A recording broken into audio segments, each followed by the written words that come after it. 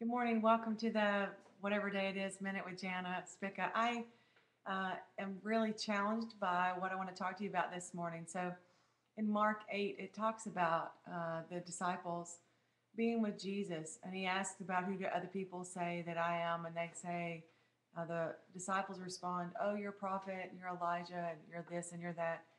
And then Jesus turns and looks at them and says, "Who do you say that I am?"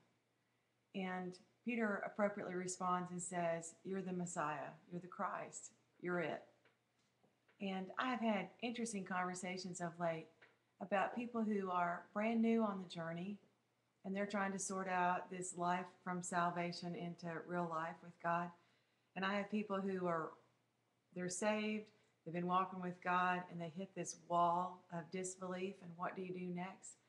And then I have these people who have kind of passed through the wall of disbelief and they're moving into this deeper, greater life of God. And it seems like the one commonality that we all have is Jesus asking us through the Spirit, "Who do you say that I am?" Because the way that you answer that question determines every action of your life.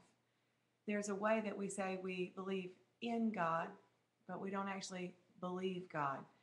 There's a way that we say we believe God, but we don't actually know him and look for him and expect him to show up in our daily lives.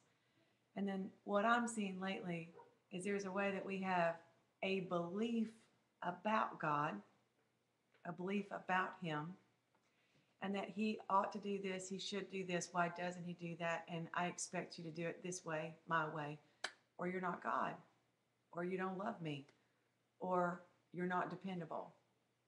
And so when you come back and you boil all this drama down to one question that says, "Who do you say that I am?" That answer in your heart, that revelation of God, changes the way you do life.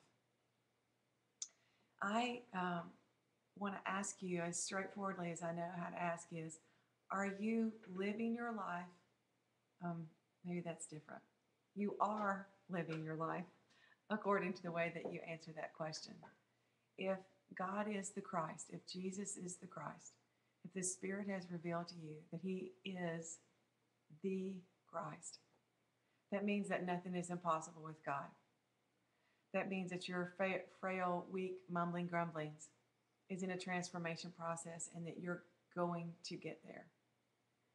But if you have refused to see him, acknowledge him as the Christ, then maybe you're meandering off in a way and you can't figure out why you're so frustrated. And it's because the Lord is continuing to wait until you come to revelation that he is the Christ.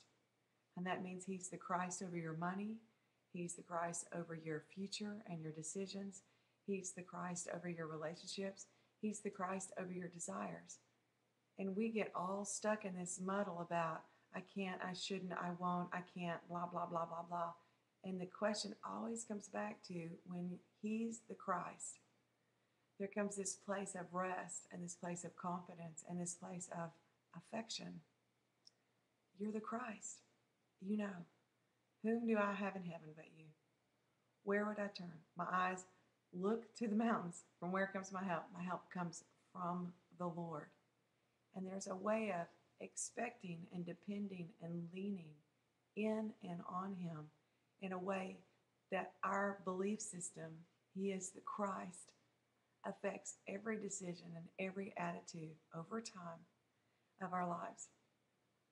So a hard question is are you operating in disbelief? Are you operating in your own notion about God?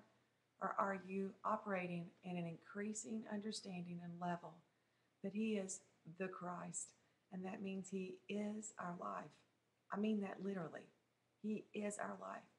When we understand that our very breath depends on him, then we come to a place of, oh, silly bear, like we talk about poo.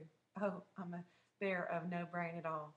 That I think that somehow that I'm in charge or it's on me. I think one of the greatest lies that the devil has ever placed on us and in us is I'm on my own, it's up to me, and nobody's going to take care of me but me.